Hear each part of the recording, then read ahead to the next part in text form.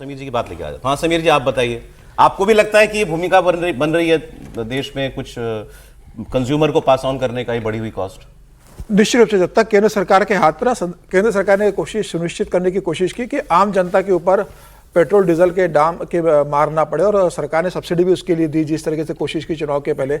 लेकिन अब मुझे लगता है कि सरकार को लग रहा है कि जिस तरीके से ईरान के अंदर जो पूरा मामला हुआ है, अमेरिका और इजराइल ने जो किया, उसके बाद जो अभी तक जलडबरू मध्य से और स्ट्रेट ऑफ हॉर्मुज से अभी सप्लाई चेन सिस्टम में नहीं आई है, तो मुझे लगता है कि आने वाले दिनों में सरकार को इस बात का आभास है कि महंगाई बढ़ेगी, तेल की सप्लाई पे असर पड़ेगा। और मुझे लगता है मोदी जी ने देश को आगाह किया है कि आने वाले दिनों में मजबूरी में वैश्विक संकट को देखते हुए हमें महंगाई को तेल महंगा करना पड़ेगा, महंगाई बढ़ेगी।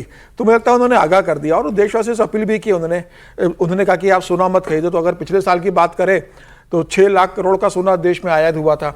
विदेश यात्रा के प्रधानमंत्री मोदी ने कहा तो एक साल में 3 लाख करोड़ भारत के लोगों ने खर्च कर दिए थे विदेश यात्रा में एक साल के अंदर। तेल को कंजम्पशन के कम जिक्र किया तो पिछले साल ही 10 लाख करोड़ का तेल आयात भारत सरकार ने किया था। तो प्रधानमंत्री मोदी चाहते हैं कि देश के अंदर सब चीज़ें कम हो, लेकिन मुझे लगता है कि अगर प्रधानमंत्री चाहते हैं तो अगर प्रधानमंत्री के कैबिनेट मिनिस्टर अगर मोदी जी के साथ मिलाकर देखें तो 72 मंत्री है और 1500 गाड़ियों का टोटल खर्चा कैबिनेट मंत्रियों का होता है। एक मंत्री पे एवरेज 15 गाड़ियां रहती है, वो गाड़ियां थोड़ा कम हो जाए और भारतीय जनता पार्टी के या कोई भी सरकार है उसके जो मुख्यमंत्री है, जो कैबिनेट मंत्री है तमाम राज्यों के, वो 200 किलोमीटर तक भी बाय रोड नहीं चलते। अगर मुख्यमंत्री को 200 किलोमीटर भी जाना है तो वो चार्टर्ड प्लेन का या हेलीकॉप्टर का इस्तेमाल करता है। तो क्या भारतीय जनता पार्टी के शासित मुख्यमंत्री क्या 200 किलोमीटर बाय रोड नहीं जा सकते? क्या 200 किलोमीटर की यात्रा वो ट्रेन से नहीं कर सकते?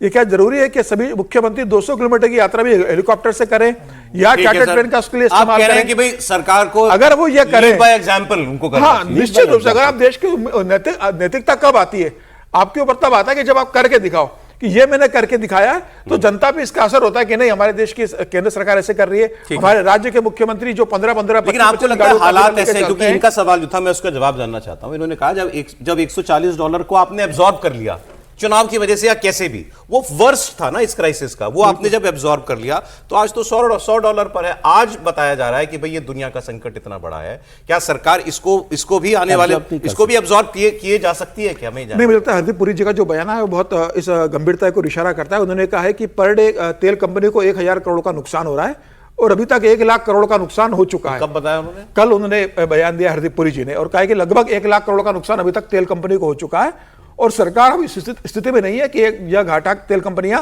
बियर कर सके। ये भी बोला उन्होंने? ये भी उन्होंने बोला। तो मुझे लग रहा है कि जो हरदीप पुरी जी का जो बयान है प्रधानमंत्री मोदी जी ने कहा है, यह स्पष्ट बता रहा है कि अब स्थिति बहुत सरकार के हाथ से निकल रही है और सरकार ये कह रही है कि भाई तेल कंपनी को राहत देने के लिए कुछ तो जनता को अपने ऊपर लेना पड़ेगा। देखिए, दोनों में जब अटल जी की सरकार थी और जब हमने परमाणु विस्फोट किया था उस समय जो आर्थिक सैंक्शन लगे थे और अभी है, दोनों के बीच में एक मौलिक अंतर है। उस समय प्रतिबंध ये नहीं लगाया गया था कि आपको तेल की सप्लाई कर दिया जाए। नहीं, महंगा नहीं, तेल की सप्लाई रुक जाना। हाँ, बिल्कुल ठीक। देखिए, ये अभी जो प्रधानमंत्री जी का आह्वान है इस बात के लिए नहीं है क्योंकि तेल महंगा हो जाएगा, $140 चला जाए, तेल पहुंचे ही नहीं, ये डर सता रहा है कि जल डमरू मध्य से आपके आवाजाही जहाजों का बंद है। ये डर अपने आप में ज्यादा है। खपत कम कीजिए, खपत कम कीजिए, क्योंकि आप रिजर्व जो है वो 2 महीना से ज्यादा आप रख ही नहीं सकते हैं।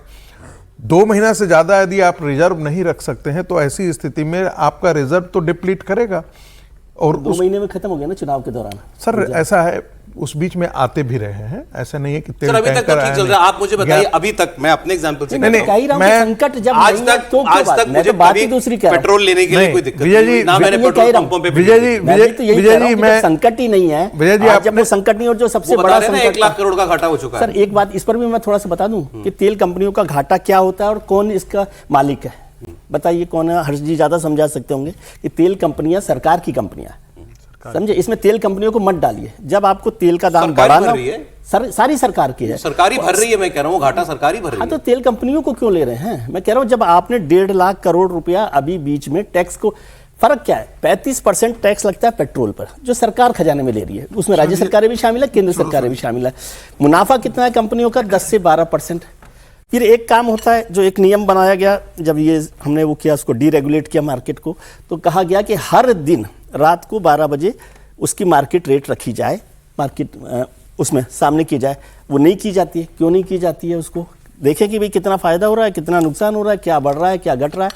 और तेल कंपनियों का मुनाफा, तेल कंपनियों का नुकसान, तेल कंपनियों से मिलने वाला टैक्स, इस सब का हिसाब एक दिन बैलेंस शीट को रख दे सरकार, तो फिर समझ में आए कि किसका घाटा हो रहा है, किसका फायदा हो रहा है। जी नहीं, अभी जो समीर जी ने मुझे बताया मैंने मिस कर दिया था, वो हरदीप पुरी जी का बयान, और वो प्रधानमंत्री के स्टेटमेंट के कल के बाद आया हुआ है, ये भी इंपॉर्टेंट है। तो वही बात उन्होंने बताया कि इस तिमाही में 1 लाख करोड़ रुपए का नुकसान तेल कंपनियों को हो गया है, और सरकार ने क्योंकि एक्साइज ड्यूटी घटाई हुई है तो उससे हर महीने 14,000 करोड़ रुपए का सरकार को घाटा हो रहा है, मतलब जो पैसा आता था वो नहीं आ रहा है। तो यही कह रहा और ये अंडर रिकवरी जो तेल कंपनियों की है ये 2 लाख करोड़ की तरफ बढ़ रही है, 2 लाख करोड़ रुपए की तरफ बढ़ रही है। तो ये वो बेसिकली, और इस पर सरकार के सारे मंत्री भी मैंने देखा, मुख्यमंत्री भी, जैसे मैं उनका देवेंद्र फडणवीस का स्टेटमेंट देख रहा था, अमित शाह जी ने भी इस पर पोस्ट किया है। सो बेसिकली एक माहौल तो बन रहा है।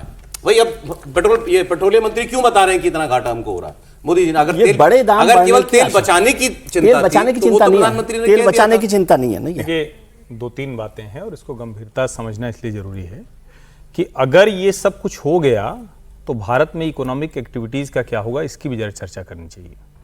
हम अभी कल ही भोपाल से लौटे तो अभी भी न फ्लाइट में कोई जगह सीट खाली है, न कहीं किसी रोड पर कोई टोल पड़ा, कोई कतार, सब कुछ नॉर्मल है।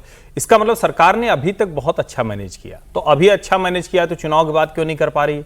क्योंकि भारत ने जो अपने आप को डाइवर्सिफाई किया, वो तेल की कीमतें बहुत ज्यादा हैं। हम जो जिसको $100-105 कह रहे हैं, हम वो नॉर्मल वाली बात कर रहे हैं। दुनिया के अलग अलग देशों से जो हम लेके आ रहे हैं वो बहुत ज्यादा है। अब सवाल यह है कि क्या इस तरह से प्रधानमंत्री को अपील करनी चाहिए? हर सरकार अपील करती रही है।